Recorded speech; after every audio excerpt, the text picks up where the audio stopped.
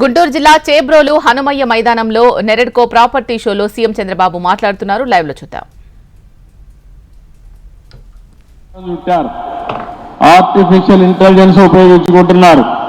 కొత్త క్రియేటివిటీ పెట్టి మీ కస్టమర్స్ కి ఎలాంటి మెరుగైనటువంటి క్రియేటివ్ సర్వీసులు ఇవ్వాలనో మీరు ఆలోచించే పరిస్థితికి వచ్చారు. నేను మళ్ళీ చెప్తున్నా, ఆంధ్రప్రదేశ్ పరిస్థితి ఇప్పుడిప్పుడే ప్రారంభిస్తున్నాం.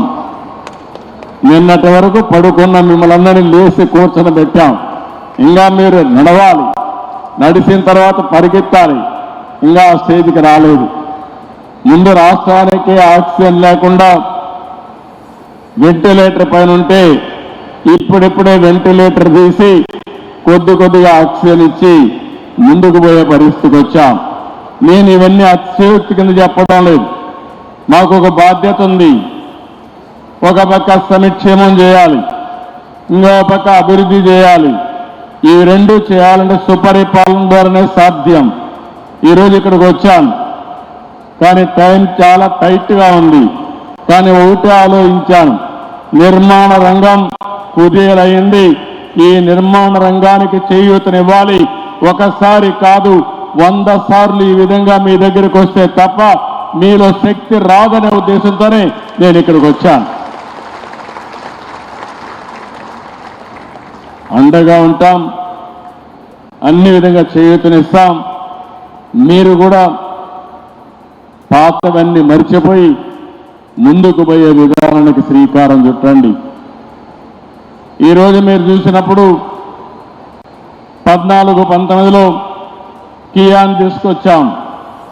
ఒక వెనుకబడిన జిల్లా అనంతపురం జిల్లా, అలాంటి జిల్లాలో కియా మోటార్ వచ్చిన తర్వాత ఆ ప్రాంతం రూపురేఖలే మారిపోయే పరిస్థితి వచ్చింది. ఈరోజు అలాంటి పెట్టుబడులు పెద్ద ఎత్తున తేవడానికి ఈ ప్రభుత్వం ముందుకు పోతున్నాం. మేము చేయవలసిన ప్రయత్నం అంతా చేస్తాం. నేను ఇంకొక పక్క మీరు చూస్తే ఇయర్ రాబోయే 2047 వరకు 15% గ్రోత్ రేటు పెట్టుకున్నాం.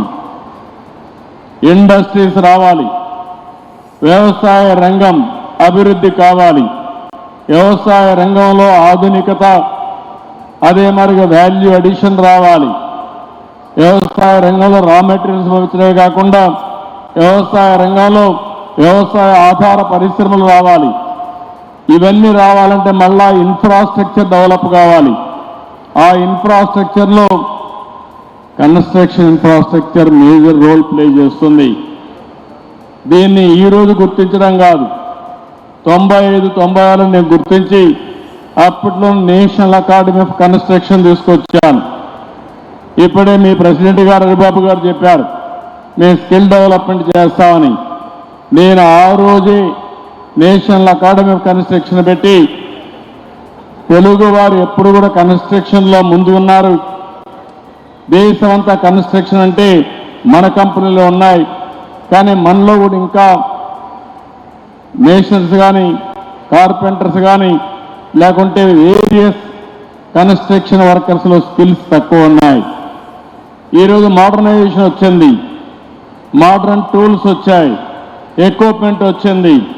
మనం అవన్నీ ఉపయోగించుకొని స్కిల్ డెవలప్మెంట్ చేస్తే వారు చెప్పినట్టు 500 రూపాయలు సంపాదించే వ్యక్తి 1500 రూపాయలు సంపాదించే పరిస్థితి వస్తుంది. అంటే 3 రెట్లు ఆదాయం పెరగగలిగితే దీనివల్ల అనేక విధాలుగా ఎకానమీకి ఒక బూస్ట్ వచ్చే అవకాశం వస్తుంది. నేను ఇలాంటి వినూత్నమైన ఆలోచనలు కూడా చేస్తున్నాం. ఈరోజు మీరు చూస్తే మనమందరం కూడా ఒక విషయం గుర్తుపెట్టుకోవాలి, ప్రపంచం మొత్తం డేటా అంతా ఉంది. భవిష్యత్తులో డేటా అనేది ఒక పెద్ద ఆస్తిగా తయారవుతుంది. ఎప్పుడైతే డేటా ఉందో రియల్ టైంలో సెటిలైట్ కానీ లేకపోతే డ్రోన్ కానీ సీసీటీవీ కెమెరా కానీ సెల్ ఫోన్ ద్వారా రియల్ టైం ఇన్ఫర్మేషన్ గ్యాదర్ చేసే పరిస్థితి వస్తుంది. ఆర్టిఫిషియల్ ఇంటెలిజెన్స్ మెచ్యూర్ అయింది. భవిష్యత్తులో మీరందరూ కూడా గుర్తుపెట్టుకోవాల్సిన అవసరం ఉంది. ఒకప్పుడు ఐటీ గురించి మాట్లాడాం, ఐటీ లిటరేట్గా ఉండాలని చెప్పి అన్నాం. ఇప్పుడు ఆర్టిఫిషియల్ ఇంటెలిజెన్స్ని ప్రతి ఒక్కరు అడాప్ట్ చేసుకుని మీ నిజ జీవితంలో ఆర్టిఫిషియల్ ఇంటెలిజెన్స్ వాడుకోగలిగితే